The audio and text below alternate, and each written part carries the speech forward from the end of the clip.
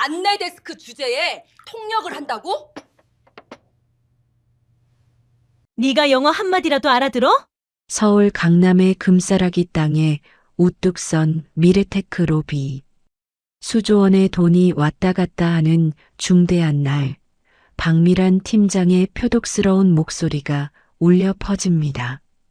커피를 나르다 멈춰선 서진의 눈앞엔 병원비 독촉 문자가 쉼없이 깜빡이는 휴대폰이 놓여 있었죠. 다리가 퉁퉁 붓도록 서서 웃음만 팔던 그녀가 사실은 영어, 일본어, 중국어에 능통한 언어 천재라는 걸 누가 알았을까요? 오직 가난한 집안을 먹여 살리기 위해 자신의 빛나는 재능을 꽁꽁 숨겨야만 했던 효녀 서진의 눈물겨운 역전극이 지금 시작됩니다. 이야기 시작 전 구독과 좋아요는 큰 힘이 됩니다. 지금 어디서 듣고 계신가요? 댓글 남겨주시면 계신 곳으로 만사형통의 기운을 팍팍 보내드리겠습니다. 새벽 4시, 아직 세상이 깊은 잠에 빠져 있을 때 이서진의 하루는 시작됩니다. 낡은 연립주택의 삐걱거리는 문을 조용히 닫고 나오는 서진의 어깨 위에는 낡은 가방보다 더 무거운 가문의 무게가 실려 있었죠. 28살의 이서진, 그녀는 한때 외교관 후보자로 촉망받던 수재였습니다. 어린 시절 외교관이었던 아버지를 따라 미국, 중국, 일본을 돌며 자연스럽게 3개 국어를 익혔고 언어에 있어서는 타의 추종을 불허했지요. 서울의 번역대학원 수석 합격 통지서를 받던 날, 서진은 세상을 다 가진 것 같았습니다. 하지만 5년 전 아버지의 갑작스러운 뇌출혈과 뒤이은 사업 사기는 서진의 모든 꿈을 송두리째 앗아갔습니다. 아버지가 퇴직금을 털어 투자했던 사업체가 알고 보니 다단계 사기였던 거죠. 하룻밤 사이에 5억이 넘는 빚더미가 쌓였고 아버지는 그 충격으로 병상에 눕게 되었습니다. 대학원 등록금은커녕 당장 아버지의 수술비를 마련해야 했던 서진은 눈물을 머금고 입학을 포기했습니다. 어머니는 새벽마다 식당 설거지를 하러 나갔고 서진은 낮에는 편의점 알바, 밤에는 대리운전까지 하며 빚을 갚아나갔습니다. 서진이 미래 테크의 안내 데스크 직원으로 취업한 건 순전히 안정적인 월급과 4대 보험 때문이었습니다. 남들은 그 실력으로 왜 그런 일을 해? 라고 묻겠지만 현실은 냉혹했거든요. 5년간 아버지 간병으로 생긴 경력 단절, 그리고 당장 오늘 저녁에 사야 할 아버지의 기저귀 값과 약값 앞에서 꿈은 사치였습니다. 정규직 통역사는 면접 절차만 몇 달이 걸리지만 안내 데스크 자리는 당장 다음 날부터 급여를 받을 수 있었죠. 서진은 그렇게 자신의 천재성을 붉은 유니폼 뒤에 숨긴 채 매일 아침 로비에서 안녕하십니까? 고객님을 외치는 투명 인간이 되기로 했습니다. 로비의 대리석 바닥은 서진의 마음처럼 차갑기만 했습니다. 어느 날 오전 홍보팀의 박미란 팀장이 거만한 걸음걸이로 로비에 들어섰습니다. 그녀는 회장의 외조카라는 이유로 입사에 온갖 횡포를 부리기로 유명한 인물이었죠. 미라는 서진이 정성껏 정리해둔 웹인용 안내 책자를 손가락으로 툭 쳐서 바닥으로 떨어뜨렸습니다. 책자들이 대리석 바닥 위로 와르르 쏟아져 내렸죠. 이서진 씨, 내가 말했지? 책자 끝이 조금이라도 구겨지면 우리 회사 얼굴에 먹칠하는 거라고. 너는 안내 데스크가 아니라 청소부로 들어왔어야 했나 보다. 미란의 비아냥거림에 주변을 지나던 직원들이 낄낄거리며 웃었습니다. 서진은 아무 말 없이 허리를 숙여 책자를 하나하나 주워 담았습니다. 손끝이 가늘게 떨렸지만 얼굴에는 아무런 감정도 드러내지 않았죠. 죄송합니다, 팀장님. 제가 다시 잘 정리해 두겠습니다. 서진의 목소리는 차분했습니다. 미라는 그런 서진이 더 만만했는지 마시던 아이스 아메리카노의 종이컵을 서진의 손에 쥐어주며 말했습니다. 이거 버리고 와. 그리고 내 구두에 먼지 앉은 거 안 보여? 가서 물티슈 좀 가져와서 닦아봐. 서진은 한순간 입술을 꽉 깨물었습니다. 하지만 그때 주머니 속 휴대폰이 진동을 울렸죠. 화면에는 어머니의 이름이 떠 있었고 문자 내용은 서진의 가슴을 서늘하게 만들었습니다. 서진아, 아빠, 오늘 컨디션이 많이 안 좋아서 응급실 가야 할 것 같아. 혹시 통장에 돈 좀 있니? 서진은 눈을 질끈 감았습니다. 자존심보다는 아버지의 숨소리가 더 중요했으니까요. 서진은 미란의 앞에 무릎을 굽히고 앉아 정성껏 구두를 닦기 시작했습니다. 점심시간 서진은 직원 식당 구석 자리에서 집에서 싸온 식은 주먹밥을 먹으며 영어 원서를 읽고 있었습니다. 혹시라도 훗날 기회가 올까봐, 아니, 실력을 잊어버리는 게 무서워서 남몰래 공부를 이어가는 것이었죠. 영어로 써진 두꺼운 원서였습니다. 서진은 형광펜으로 줄을 그어가며 열심히 페이지를 넘기고 있었죠. 그때 박미란이 일부러 서진의 테이블로 다가와 책을 손으로 툭 쳤습니다. 책이 바닥으로 떨어지며 펼쳐졌죠. 어머, 안내 데스크가 웬 영어 원서? 읽을 줄은 알아? 그냥 폼 잡으려고 들고 다니는 거지. 아, 그림책인 줄 알았나 보다. 미란의 조롱에 주변 직원들이 또다시 웃음을 터뜨렸습니다. 서진은 조용히 책을 주워 덮으며 대답했습니다. 네, 그냥 그림 구경하는 중입니다. 서진의 무덤덤한 대답에 미라는 콧방귀를 뀌며 돌아섰습니다. 하지만 서진은 알고 있었습니다. 오늘 오후 2시 회사에 운명이 걸린 한미중일 통합결제 시스템 협상이 열린다는 것을요. 그리고 그 자리에 모일 외국 거물들이 결코 만만한 사람들이 아니라는 사실도 말이죠.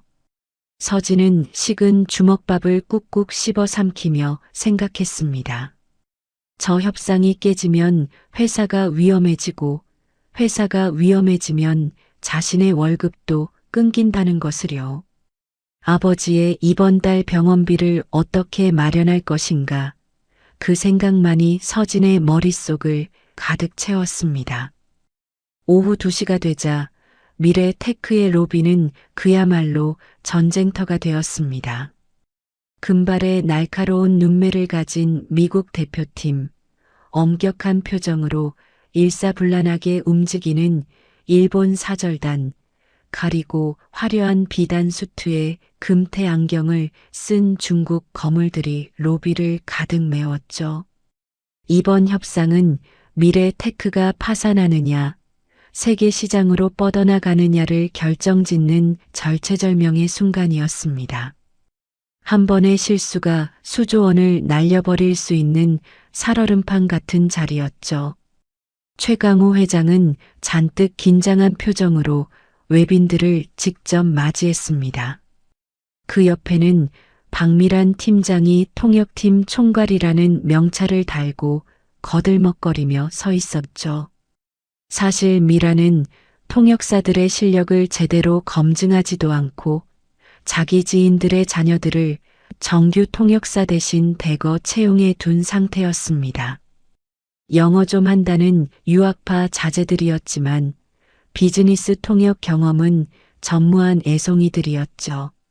미라는 그저 자신의 인맥을 과시하고 싶었을 뿐 회사의 운명 따위는 안중에도 없었습니다. 회의실 안에서는 시작부터 팽팽한 긴장감이 감돌았습니다. 미국 측 스미스 대표는 아주 빠르고 날카로운 어조로 계약 조건을 몰아붙였습니다. 유지 보수 조항에 대해 10년간의 명확한 약속을 요구했고 어떤 예외도 인정하지 않겠다는 강경한 입장이었죠. 일본의 사토 상무는 특유의 모호하고 우회적인 말투로 신중한 검토가 필요할 것 같습니다라는 말만 반복했습니다. 중국의 왕 회장은 아예 팔짱을 낀 채 불쾌한 표정을 감추지 않았죠. 자신들을 존중하지 않는 자와는 결코 함께 일하지 않겠다는 뜻을 분명히 내비쳤습니다. 하지만 미래 테크 측 통역사는 왕 회장의 그 말을 제대로 옮기지 못하고 우물쭈물했습니다. 회의실에 앉은 최 회장의 얼굴이 잿빛으로 변해갔습니다. 땀이 그의 이마를 타고 흘러내렸죠. 통역사들은 단어의 껍데기만 옮길 뿐 그 속에 담긴 문화적인 예의나 비즈니스적인 뉘앙스를 전혀 잡아내지 못하고 있었습니다. 특히 젊은 통역사 한 명이 사토 상무의 말을 통역하다 치명적인 실수를 저질렀습니다. 그러니까 일본 쪽 사토 상무님은 지금 제안이 조금 어렵다고 하시는 것 같습니다. 협상의 여지가 있다는 뜻인 것 같아요. 스미스 대표가 테이블을 쾅 쳤습니다. 그의 얼굴이 불그락푸르락해졌죠. 어렵다는 게 대체 무슨 뜻이요? 조건을 더 좋게 해달라는 거요? 아니면 아예 안 하겠다는 거요? 명확하게 말해 주시오. 사토 상무는 얼굴을 붉히며 입을 꾹 다물어 버렸습니다. 일본에서 어렵다는 표현은 아주 정중한 거절을 의미하는데 통역사가 그걸 협상의 여지로 완전히 오역해버린 것이죠. 왕 회장은 옆 수행원에게 고개를 돌려 속삭였습니다. 이 방에는 귀머거리들만 모인 건가라는 신랄한 비아냥이었습니다. 박미라는 당황해서 손을 휘휘 저으며 잠깐만요, 잠깐만요 만 외치며 발을 동동 굴렀습니다. 통역팀 총괄이라는 사람이 정작 아무것도 통역하지 못하는 꼴이었죠. 로비에서 외빈들을 위한 차와 다과를 준비하던 서진은 회의실 문틈 사이로 흘러나오는 대화를 듣고 있었습니다. 영어, 일본어, 중국어가 뒤섞인 혼란스러운 대화였지만 서진의 귀에는 모든 말이 또렷하게 들렸죠. 통역사들이 놓치고 있는 뉘앙스, 각국 대표들의 진짜 속마음까지 서진은 정확히 읽어내고 있었습니다. 서진의 가슴이 답답해지기 시작했습니다. 저대로 두면 회사는 망하고 그러면 자신의 유일한 밥줄인 월급마저 끊길 판이었거든요. 무엇보다 아버지가 평생을 바쳐 일했던 외교의 세계, 그 언어의 예술이 저토록 무지한 자들에 의해 망가지는 것을 서진은 차마 눈뜨고 볼 수 없었습니다. 서진의 손이 떨렸습니다. 나서야 하나 말아야 하나. 안내 데스크 직원이 회의실에 끼어드는 것은 월권이었죠. 하지만 주머니 속 휴대폰이 다시 진동을 울렸습니다. 어머니의 문자였죠. 서진아, 아빠 산소 포화도가 자꾸 떨어진대. 중환자실에서 연락 왔어. 서진은 이를 악물었습니다. 이 회사가 망하면 아버지를 살릴 돈도 없어지는 것이었습니다. 서진은 결심한 듯 다과용 카트를 밀고 회의실 안으로 들어갔습니다. 박미란이 소리를 지르려던 찰나 서진은 왕 회장이 마시던 차 잔을 정중하게 다시 채우며 조용히 유창한 중국어로 입을 열었습니다. 왕 회장님, 기러기가 줄을 지어 날아가듯 저희는 회장님의 권위와 어른으로서의 지위를 깊이 존중하고 있습니다. 통역에 실수가 있어 회장님의 기품을 해쳤으니 소인이 대신 사과드리겠습니다. 서진의 완벽한 북경어, 그것도 고전적인 성어까지 섞은 격식 있는 표현에 왕 회장의 눈이 번쩍 뜨였습니다. 안내 데스크 복장을 한 젊은 여자가 자신들의 문화적 맥락까지 정확히 이해하며 예의를 갖추자 화가 머리끝까지 났던 노회한 회장의 얼굴에 흥미로운 미소가 번졌습니다. 서진은 이어 사토 상무를 향해 아주 고풍스러운 일본식 경어로 깊이 고개를 숙였습니다. 상무님, 꽃은 지지만 뿌리는 남는다는 말씀으로 저희의 부족함을 일깨워 주셔서 감사합니다. 기술 보증에 대한 상무님의 우려를 저희 회장님께 정확히 전달해 드려도 될까요? 사토 상무의 굳었던 표정이 처음으로 풀렸습니다. 회의실 안의 모든 공기가 달라지는 순간이었죠.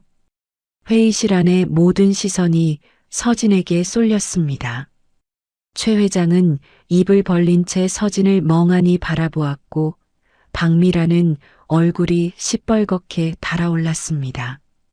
도대체 저 안내 데스크 여직원이 어디서 저런 실력을 숨기고 있었단 말인가. 미란의 머릿속이 하얘졌죠. 이서진, 내가 지금 무슨 짓이야? 미쳤어? 미란이 서진의 팔을 낚아채려 했습니다. 하지만 스미스 대표가 손을 들어 미란의 행동을 제지했죠. 잠깐 조용히 좀 해요. 이 아가씨가 지금 우리 모두가 원하던 소통의 길을 열고 있잖소. 스미스 대표는 서진에게 날카로운 눈으로 영어로 질문을 던졌습니다. 일부러 빠르고 어려운 비즈니스 용어를 섞어서 말이죠. 우리 측이 요구하는 보안 조항의 핵심을 제대로 이해하고 있느냐? 손해배상 조항과 책임한도 제한에 대해 알고 있느냐고 물었습니다. 서진은 막힘없는 영어로, 그것도 완벽한 미국식 발음으로 답했습니다. 물론입니다. 스미스 대표님. 대표님께서 원하시는 것은 단순한 가격 인하가 아닙니다. 향후 10년간의 유지 보수 책임 범위를 명확히 하시길 원하시는 거죠. 제3자 청구에 대한 포괄적 면책 조항과 결과적 손해에 대한 상한선 설정까지 포함해서요. 제가 맞게 이해했습니까? 스미스 대표의 눈이 커졌습니다. 안내 데스크 직원 복장을 한 젊은 여자가 자신들의 복잡한 법률 용어까지 정확히 이해하고 있었던 겁니다. 서진은 계속해서 영어, 일본어, 중국어를 자유자재로 오가며 서로 오해하고 있던 부분들을 마치 엉킨 실타래를 풀듯 하나하나 정리해 나갔습니다. 미국의 실용주의적 접근 방식을 일본의 체면과 예절을 중시하는 문화로 부드럽게 연결했고 중국의 권위와 서열에 대한 존중까지 빠뜨리지 않았습니다. 서진의 통역은 단순한 언어의 변환이 아니라 새 문화의 가교 역할을 하는 예술에 가까웠죠. 각국 대표들의 표정이 점점 누그러졌습니다. 왕 회장은 파한대소하며 최 회장에게 말했습니다. 최 회장, 자네 회사에 이런 보물을 숨겨두고 왜 그동안 우리를 고생시켰나? 이 아가씨가 아니었다면 나는 지금 당장 공항으로 향했을 거요. 최 회장은 식은땀을 닦으며 서진을 완전히 새로운 눈으로 바라보게 되었습니다. 협상은 서진이 등장한 후 3시간 만에 극적인 타결을 보았습니다. 수조원대의 계약서에 각국 대표들이 서명을 마치자 회의실 안은 우레와 같은 박수 소리로 가득 찼습니다. 통역 하나가 이렇게 큰 차이를 만들어낼 수 있다는 것을 모두가 실감한 순간이었죠. 스미스 대표는 서진에게 자신의 명함을 건네며 말했습니다. 서진, 미래테크가 당신을 제대로 대우하지 않는다면 언제든 연락하시오. 우리 뉴욕 본사 수석 통역관 자리가 비어 있소. 왕 회장 역시 서진의 손을 두 손으로 꼭 잡으며 고마움을 표했고, 사토 상무는 깊이 허리를 숙여 일본식으로 정중하게 인사했습니다. 외빈들이 떠난 뒤 회의실에 남은 최 회장은 서진을 뚫어지게 쳐다보았습니다. 자네, 이름이 뭐라고 했나? 안내 데스크에 있기엔 너무 아까운 실력이군. 아니, 도대체 어떻게 된 거야? 자네 같은 인재가 왜 로비에서 커피를 나르고 있었던 거지? 서진이 대답하려던 찰나 박미란이 끼어들었습니다. 그녀의 얼굴은 질투와 분노로 일그러져 있었죠. 회장님, 이거 다 우연이에요. 이 여자 그냥 안내 데스크 하면서 외국인들 말 주워 들은 거라고요. 어디서 감히 회장님 앞에서 잘난 척이에요? 미라는 서진의 유니폼 옷깃을 거칠게 잡아당기며 회의실 밖으로 끌어내려 했습니다. 하지만 최 회장의 불호령이 떨어졌죠. 박 팀장, 당장 그 손 놓지 못해. 회장의 고함에 미란의 손이 얼어붙었습니다. 회장의 눈에서 불꽃이 튀었죠. 자네가 데려온 그 한심한 통역사들 때문에 회사가 망할 뻔한 거 안 보여? 수조 원짜리 계약이 날아갈 뻔했어. 자네야말로 당장 짐 싸서 나가. 미라는 믿기지 않는다는 듯 회장을 바라보았습니다. 회장의 외조카라는 든든한 방패가 생애 처음으로 깨지는 순간이었죠. 미란의 얼굴이 하얗게 질렸습니다. 최 회장은 서진에게 다가와 정중하게 말했습니다. 이서진 씨, 내일 오전 9시에 내 집무실로 와주겠나? 자네에게 드릴 제안이 있네. 그리고 그동안 우리 직원이 자네에게 무례하게 굴었던 점 회장으로서 사과하겠네. 서진은 깊이 고개를 숙여 인사했습니다. 회의실을 나오는 서진의 가슴이 벅차올랐습니다. 복도 거울에 비친 자신의 모습, 미란에게 잡아당겨져 찢어진 유니폼 소매가 오늘따라 자랑스럽게 느껴졌습니다. 마치 전쟁에서 승리한 병사의 훈장처럼 말이죠. 퇴근길, 서진은 아버지가 입원해 있는 병원에 들렀습니다. 병원 앞 정육점에서 제일 좋은 한우를 사서요. 오랜만에 어머니께 고기 반찬을 해드리고 싶었습니다. 중환자실 유리창 너머로 보이는 아버지는 여전히 산소호흡기에 의지한 채 누워 계셨지만 서진은 유리창에 손을 대고 속삭였습니다. 아빠, 나 오늘 회사에서 큰일 해냈어. 아빠가 가르쳐준 언어로 아빠가 평생 하셨던 일을 내가 조금 해본 거야. 이제 우리 조금은 편해질 수 있을 것 같아. 복도에서 지켜보던 어머니의 눈에서 눈물이 흘러내렸습니다. 서진도 조용히 눈물을 흘렸습니다. 5년간의 고통과 인내, 그 모든 것이 오늘 처음으로 보상받는 것 같았거든요. 다음 날 오전 9시, 서진은 붉은 안내 데스크 유니폼 대신 정갈한 네이비색 정장을 입고 회장 집무실로 향했습니다. 어머니가 새벽부터 손수 다림질해 주신 옷이었죠. 10년 전 아버지의 퇴임식 때 입으셨던 정장을 어머니가 밤새 수선해서 서진에게 맞춰주신 것이었습니다. 낡았지만 단정한 그 정장에는 가족의 사랑이 고스란히 담겨 있었죠. 최 회장은 서진을 따뜻하게 맞이하며 파격적인 제안을 내놓았습니다. 이서진 씨, 글로벌 전략팀 수석 연구원 겸 내 전담 통역사로 일해주게. 연봉은 지금의 5배로 책정하겠네. 서진의 심장이 쿵 내려앉았습니다. 5배라니. 그 돈이면 아버지의 병원비를 충당하고도 남을 금액이었죠. 서진의 손이 미세하게 떨렸습니다. 그리고 자네 아버지께서 편찮으시다고 들었네. 병원비와 요양시설 비용은 회사 차원에서 전액 지원하기로 했어. 우리 회사 협력병원 VIP 병동으로 옮기게. 최고의 의료진이 모시도록 하지. 서진의 눈시울이 뜨거워졌습니다. 그토록 원하던 안정과 가족의 안녕이 드디어 손에 잡힐 듯 다가온 것이죠. 서진은 깊게 허리를 숙여 인사했습니다. 감사합니다, 회장님.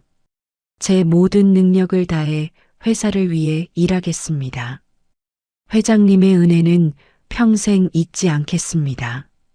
최 회장은 흐뭇하게 웃으며 손을 저었습니다. 은혜라니. 나야말로 자네 덕분에 회사를 살린 거야. 이건 당연한 보상일 뿐이네. 하지만 박미라는 포기하지 않았습니다. 대기 발령 상태에서도 그녀는 어떻게든 서진을 끌어내리기 위해 뒷조사를 시작했죠. 미라는 자신의 인맥을 총동원해 서진의 과거를 파헤쳤습니다. 흥신소까지 고용해서 서진의 집안 사정을 샅샅이 뒤졌죠. 어딘가 구린 데가 있을 거야. 고작 안내 데스크 하던 애가 어떻게 3개 국어를 저렇게 완벽하게 해? 분명히 뭔가 숨기고 있는 게 있어. 미라는 결국 서진이 대학원을 중퇴했다는 사실과 아버지가 과거 다단계 사기에 연루되어 5억이 넘는 빚더미에 올랐다는 정보를 입수했습니다. 그녀는 이 정보를 사내 익명 게시판에 교묘하게 퍼뜨렸죠. 미래 테크의 새로운 신데렐라 알고 보니 학력 위조의 사기꾼 딸. 회장님께 접근해서 돈 뜯어내려는 거 아냐? 자극적인 제목의 글들이 순식간에 사내에 퍼졌습니다.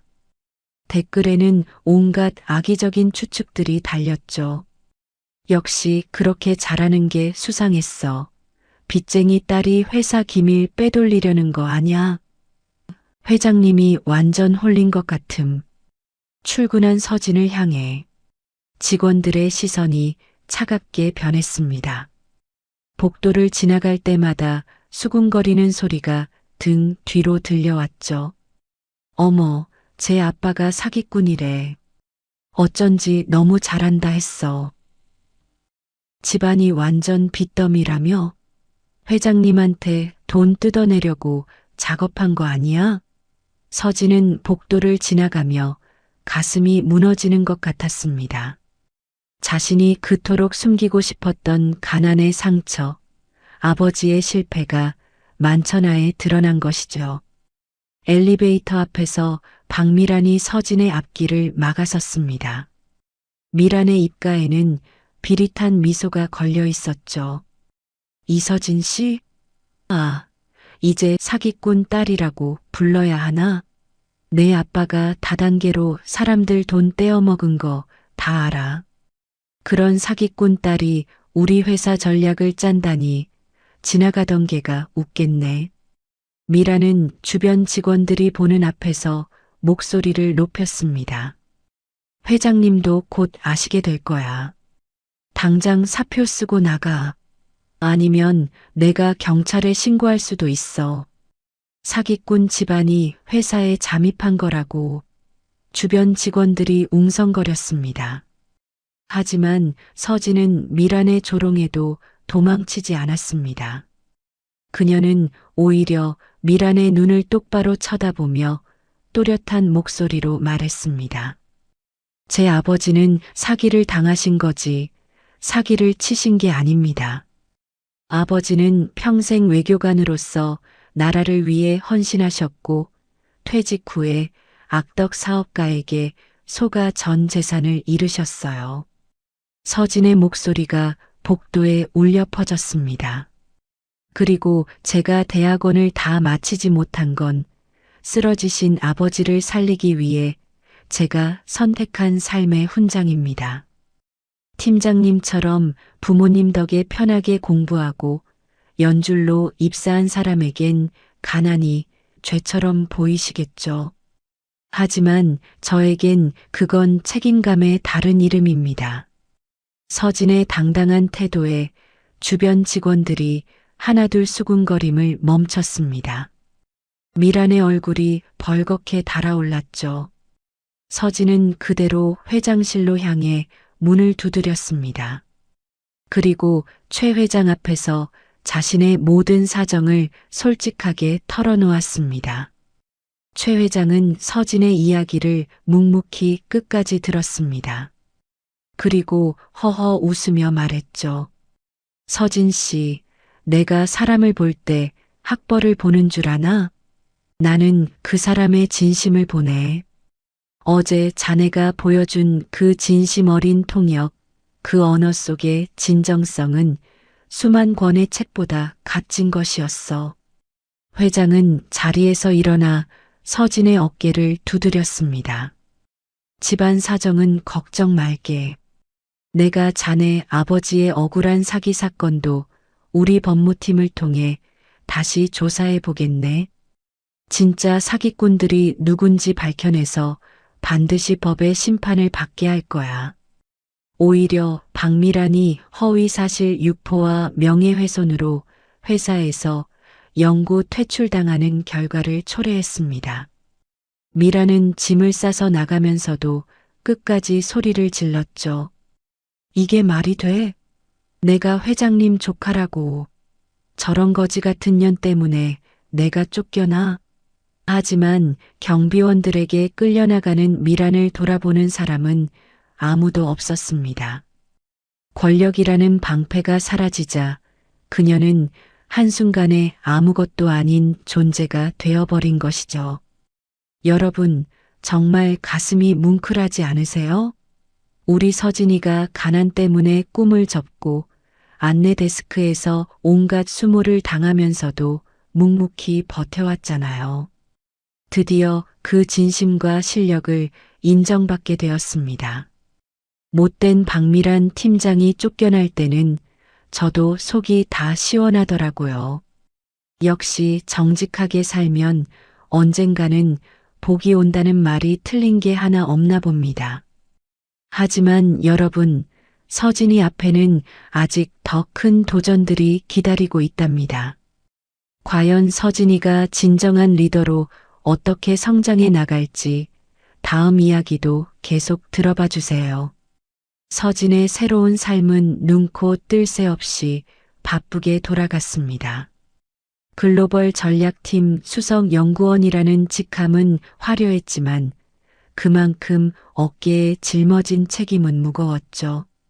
서진은 매일 새벽 5시에 출근해 미국, 중국, 일본의 시장 동향을 분석하고 각국 파트너들과 화상회의를 진행했습니다.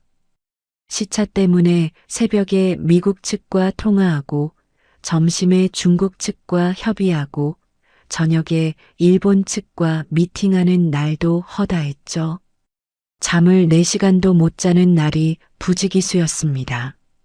하지만 서진은 아무리 바빠도 결코 안내 데스크 시절을 잊지 않았습니다. 회장실로 올라가기 전 항상 1층 로비 안내 데스크에 들러 예전 동료들에게 직접 내린 따뜻한 커피를 건넸습니다. 여러분, 오늘도 힘내세요. 이 자리가 우리 회사의 첫인상이자 얼굴인 거 아시죠? 여러분이 있어서 손님들이 편안하게 들어올 수 있는 거예요. 처음에는 서진의 갑작스러운 승진을 시기하던 직원들도 그녀의 변함없는 겸손에 점차 마음을 열었습니다. 진심은 언제나 통하는 법이니까요. 서진의 격려에 안내 데스크 직원들은 진심으로 그녀를 응원하게 되었습니다. 그러던 어느 날 회사에 큰 위기가 찾아왔습니다. 일본 측 파트너인 사토 상무가 돌연 계약 파기를 선언한 것이었죠. 사토 상무가 보내온 팩스에는 간결하지만 단호한 문장이 적혀 있었습니다. 미래 테크에서 전달한 기술 데이터에 심각한 오류가 발견되었다는 것. 이는 명백한 계약 위반이며 신뢰를 저버린 행위라는 것. 따라서 계약의 즉시 파기를 통보한다는 내용이었죠. 최 회장은 당황했습니다. 분명히 검증된 데이터를 보냈는데 어떻게 오류가 있을 수 있단 말인가? 이사회가 긴급 소집되었고 이사들은 서진을 향해 날선 비판을 쏟아냈습니다. 그것 봐. 고작 안내원 출신을 전략팀 수석에 앉히더니 결국 사달이 났구먼. 학력도 제대로 없는 사람한테 회사 운명을 맡기면 어떻게 합니까, 회장님? 이사들의 거센 압박 속에서도 서진은 무릎을 굽히지 않았습니다. 오히려 냉정하게 상황을 분석했죠. 기술팀에서 보낸 원본 데이터와 일본 측이 받았다는 데이터를 대조해 본 결과 누군가가 중간에서 의도적으로 데이터를 조작했다는 것이 드러났습니다. 범인은 박미란이었습니다.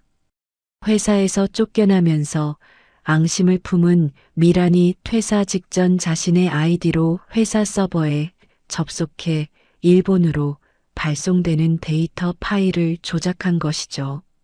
미란은 서진을 무너뜨리기 위해 회사 전체를 위험에 빠뜨린 것이었습니다. 하지만 증거를 찾아도 문제가 남아 있었습니다.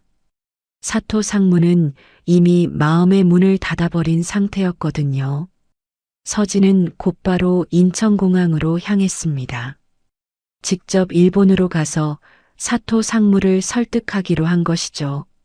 나리타 공항에 도착한 서진은 사토 상무에게 연락을 취했지만 상무는 냉정하게 거절했습니다. 이서진 씨, 더 이상 할 말이 없습니다. 이미 신뢰는 깨졌어요. 만남은 의미가 없습니다.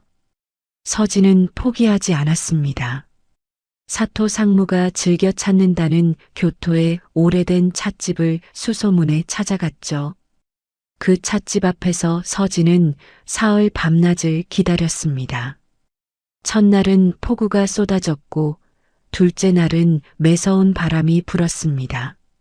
셋째 날 밤 지친 기색이 역력한 사토 상무가 찻집을 나오다 서진을 발견했습니다.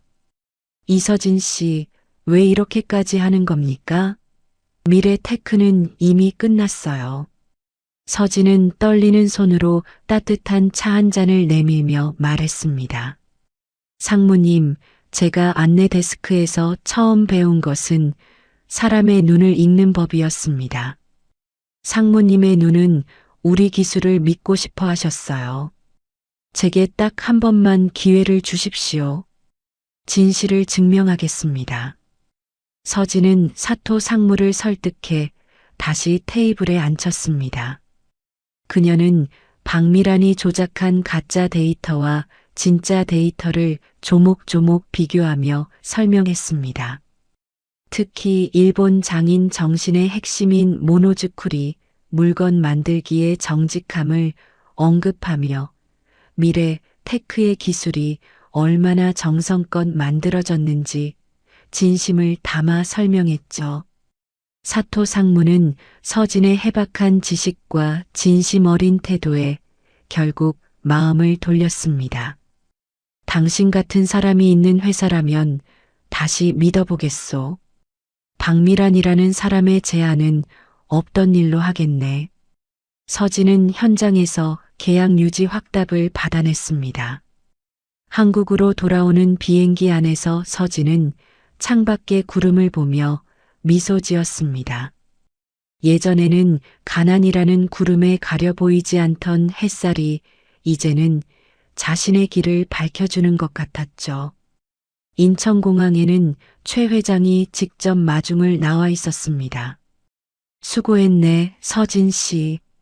자네가 우리 회사를 다시 한번 살렸어. 서진의 복귀와 함께 회사 내의 모든 의구심은 사라졌습니다. 무엇보다 기쁜 소식은 회장이 붙여준 법무팀 덕분에 5년 전 아버지에게 사기를 쳤던 다단계 일당이 드디어 검거되었다는 것이었습니다. 아버지의 명예회복과 사기꾼들의 검거 소식은 서진에게 그 어떤 성공보다 큰 기쁨이었습니다. 법원에서 손해배상 판결이 내려졌고 5억이 넘던 빚은 모두 탕감되었죠. 무엇보다 아버지의 건강이 놀라울 정도로 회복되기 시작했습니다. VIP 병동에서 최고의 치료를 받은 덕분에 아버지는 이제 휠체어를 타고 산책을 하실 수 있을 정도가 되었죠. 퇴원하는 날, 아버지는 서진의 손을 꼭 잡고 말씀하셨습니다. 우리 딸 고생 많았다. 아빠가 미안하고 고마워. 아빠 때문에 내 꿈을 포기하고 고생만 시켰구나. 아버지의 떨리는 목소리에 서진은 세상 모든 것을 가진 것 같았습니다. 하지만 서진은 여기서 안주하지 않았습니다. 그녀는 자신의 성공이 단순히 개인의 영광으로 끝나지 않기를 바랐죠. 서진은 최 회장에게 건의해 미래 인재재단을 설립했습니다. 이 재단은 서진처럼 실력은 있지만 가난 때문에 꿈을 포기해야 하는 청년들을 지원하는 곳이었습니다. 특히 경력 단절 여성과 가족 간병인들을 위한 특별 채용 프로그램을 만들었죠. 서진은 재단 설립 기념식에서 연설했습니다. 우리는 누구나 안내 데스크에서 시작할 수 있습니다. 하지만 그 자리가 끝이 되어서는 안 됩니다. 가난은 죄가 아닙니다. 가난은 도전을 위한 출발선일 뿐입니다. 서진의 연설은 전국적인 화제가 되었습니다. 수많은 청년이 서진을 롤모델로 삼아 다시 꿈을 꾸기 시작했죠. 서진은 이제 비즈니스 리더를 넘어 사회적인 영향력을 가진 인물로 성장했습니다. 한편 쫓겨난 박미라는 도박과 사치로 전 재산을 탕진하고 빚쟁이들에게 쫓기는 신세가 되었습니다. 회장 조카라는 후광도 사라지고 데이터 조작 사건으로 업계에서 완전히 블랙리스트에 오른 그녀는 어디서도 일자리를 구할 수 없었죠.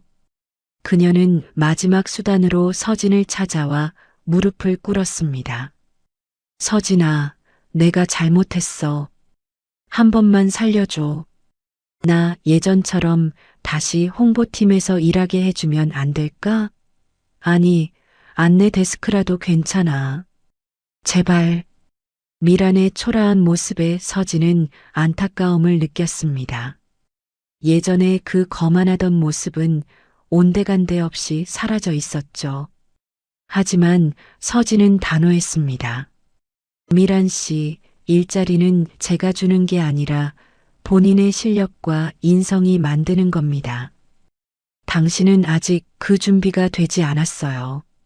다만 우리 재단에서 운영하는 사회복귀 교육 프로그램은 안내해 드릴 수 있습니다. 거기서 처음부터 다시 시작해 보세요. 서진은 미란에게 돈 대신 기회를 주었습니다.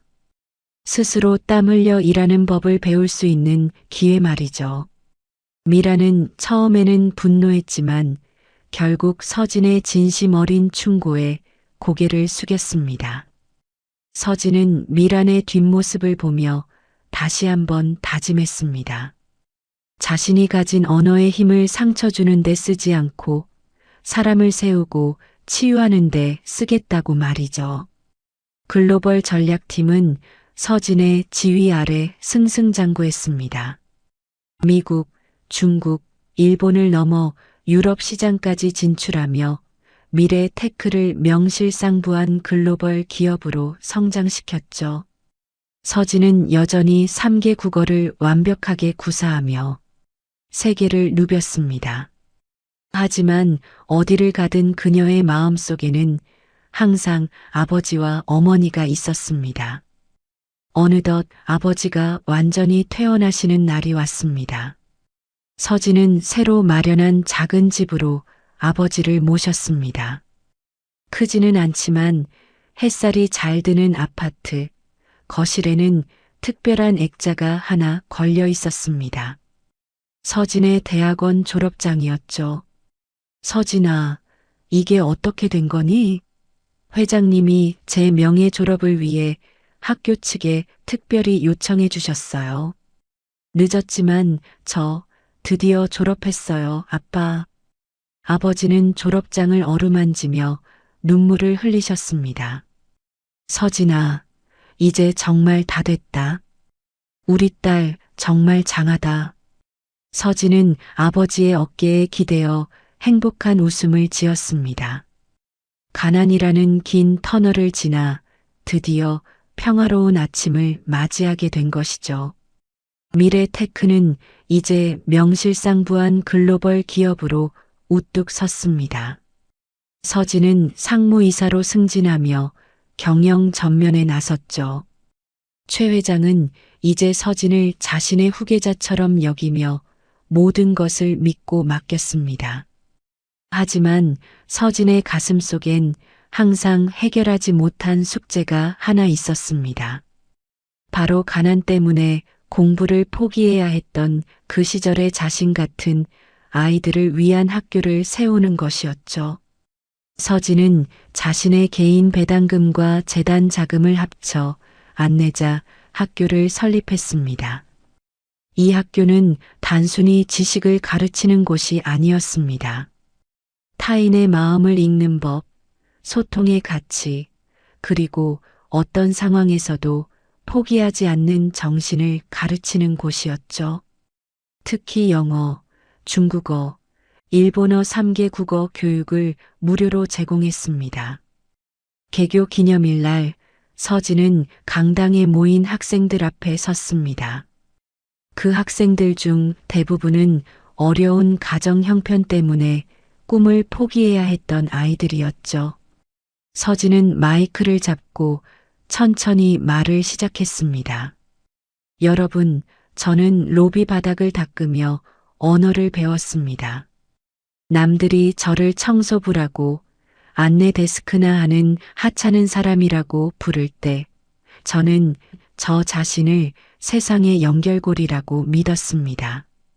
여러분의 상황이 지금 제가 있던 안내 데스크처럼 좁고 답답할지라도 여러분의 꿈은 그 로비보다 넓어야 합니다. 학생들의 눈동자가 반짝였습니다. 그 중에는 예전의 서진처럼 아픈 부모를 돌보느라 학교를 포기한 아이들, 빚 때문에 집을 잃은 아이들, 세상에 버림받았다고 느끼는 아이들이 많았죠. 서진은 그들의 눈에서 희망의 불꽃을 보았습니다. 5년 전 자신의 눈에 있던 것과 똑같은 불꽃이었죠. 왕 회장과 스미스 대표, 사토 상무도 학교 설립 소식을 듣고 거액을 기부했습니다. 그들은 이제 서진의 든든한 후원자이자 인생의 선배가 되었죠. 왕 회장은 서진에게 직접 서예로 쓴 액자를 선물했습니다. 언어통심, 말이란 마음을 통하게 하는 것이라는 뜻이요. 이 액자를 학교에 걸어두시오. 서진 씨야말로 이 말의 의미를 가장 잘 아는 사람이니까. 서진은 감사히 그 액자를 받아 학교 정문에 걸어두었습니다. 언어통심, 그 네 글자가 햇살 아래 빛났습니다. 서진은 이제 대한민국에서 가장 존경받는 여성 리더 중 한 명으로 선정되었습니다. 수많은 언론 인터뷰 요청이 쏟아졌지만 그녀는 항상 겸손했습니다. 저는 그저 가족을 사랑하고 제 일을 즐긴 것뿐입니다. 특별한 건 없어요. 다만 포기하지 않았을 뿐이죠. 그러던 어느 날 서진은 회사 로비에서 낯익은 얼굴을 만났습니다. 바로 안내자, 학교의 첫 졸업생인 한 여학생이었죠. 그 여학생은 미래 테크의 신입사원으로 입사해 서진의 예전 자리인 안내 데스크에 앉아 있었습니다. 환한 미소로 손님을 맞이하는 그 모습이 5년 전의 서진과 똑 닮아 있었죠. 서진은 그녀에게 다가가 손을 꼭 잡았습니다. 반가워요. 당신의 그 미소가 바로 이 회사의 시작입니다. 자부심을 가지세요. 그리고 기억해요. 이 자리가 끝이 아니라는 것을. 여학생은 감격스러운 표정으로 서진을 바라보았습니다. 선생님, 저도 선생님처럼 되고 싶어요. 언젠가 저도 누군가의 희망이 될 수 있을까요? 물론이죠. 당신은 이미 되고 있어요. 서진은 그 모습을 보며 아버지가 계신 집으로 향했습니다. 아버지는 이제 지팡이 없이도 조금씩 걸으실 수 있게 되었고, 어머니와 함께 작은 정원을 가꾸고 계셨죠. 서진이 문을 열고 들어오자 아버지가 환하게 웃으셨습니다. 우리 상무님 오셨나? 아빠, 농담은요. 그 평범한 일상의 행복이 서진에겐 세상 무엇보다 소중했습니다. 화창한 어느 일요일 오후 서진은 아버지와 함께 조용한 교회의 공원을 찾았습니다. 벚꽃이 흩날리는 산책로를 천천히 걷는 아버지의 뒷모습을 보며 서진은 만감이 교차했습니다. 5년 전만 해도 중환자실 병상에서 산소호흡기에 의지하던 분이셨는데 이제는 이렇게 두 발로 걸으시다니요. 서진의 눈가가 촉촉해졌습니다. 아빠, 우리 정말 멀리 돌아왔네요. 근데 이렇게 함께 걷고 있으니 꿈만 같아요. 아버지는 딸의 손을 꽉 쥐며 대답했습니다. 서진아, 내가 안내 데스크에서 그 못된 팀장 구두를 닦던 그날을 아빠는 잊지 못한다. 내 어머니한테 나중에 전해 듣고 밤새 울었어. 내 딸이 나 때문에 그렇게 수모를 겪은 게 너무 가슴 아팠어. 서진은 고개를 저었습니다. 아빠, 그건 수모가 아니었어요. 제 인생의 시작이었어요. 하지만 이제 너는 누군가의 구두를 닦는 사람이 아니라 누군가의 눈물을 닦아주는 사람이 되었구나. 그게 참 고맙다, 딸아. 아버지의 진심 어린 말에 서진은 환하게 웃었습니다. 미래테크는 이제 단순한 IT 기업을 넘어 따뜻한 기술의 상징이 되었습니다. 서진은 회사 로비 전체를 전면 개방해 지역 주민들을 위한 무료 도서관과 커피숍으로 꾸몄습니다. 거기엔 명문대 졸업장이 아닌 인성 하나로 입사한 수많은 제2의 서진들이 활기차게 일하고 있었죠. 그리고 놀라운 변화가 하나 더 있었습니다. 박미란이었죠. 미란은 서진이 준 마지막 기회를 붙잡았습니다. 재단에서 운영하는 사회복귀 교육 프로그램을 수료한 후 상담사 보조로 일하기 시작했죠. 처음으로 정직하게 땀 흘리는 법을 배우며 조금씩 변해가고 있었습니다.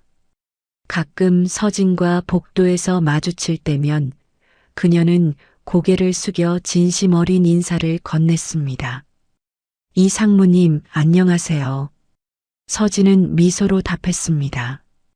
복수는 누군가를 파괴하는 것이 아니라 누군가를 변화시키는 것임을 서진은 몸소 보여준 셈이었죠.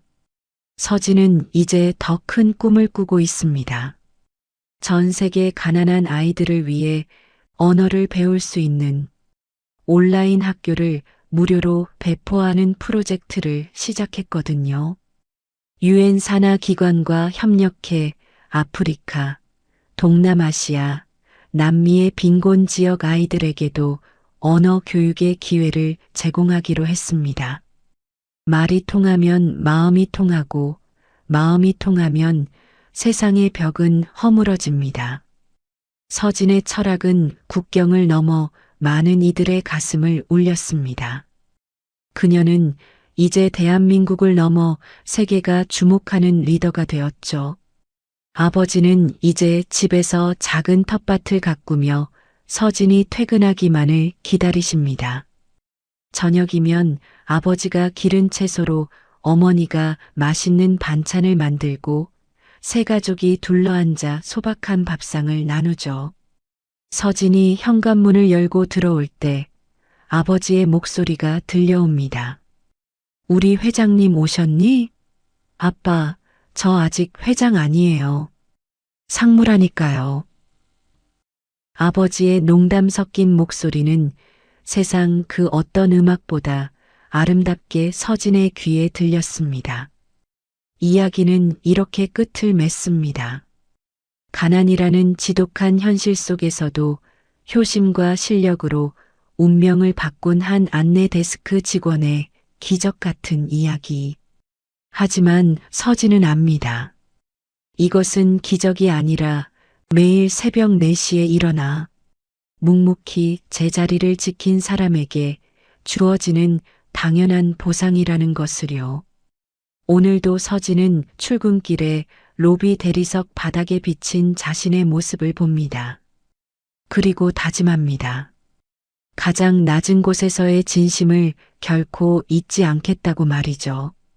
그 대리석 바닥은 더 이상 차갑지 않았습니다.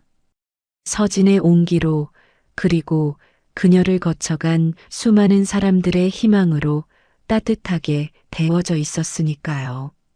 서진의 앞날에는 이제 가난의 그림자가 아닌 찬란한 희망의 햇살만이 가득할 것입니다. 여러분, 부모님을 향한 그 지극한 효심이 결국 기적을 만든 게 아닐까 싶습니다. 자신의 꿈을 포기하면서까지 아버지를 살리겠다는 그 마음, 그게 바로 하늘도 감동시킨 거예요. 오늘의 이야기가 고단한 하루를 보낸 여러분께 작은 위로와 사이다 같은 시원함, 그리고 나도 할 수 있다는 용기를 드렸기를 바랍니다. 긴 시간 저희 이야기를 함께 들어주셔서 진심으로 감사드립니다. 오늘의 사연이 여러분께 작은 위안과 삶의 지혜가 되었으면 좋겠습니다. 마을길 사연의 이야기는 여기까지입니다. 감사합니다. 건강하세요.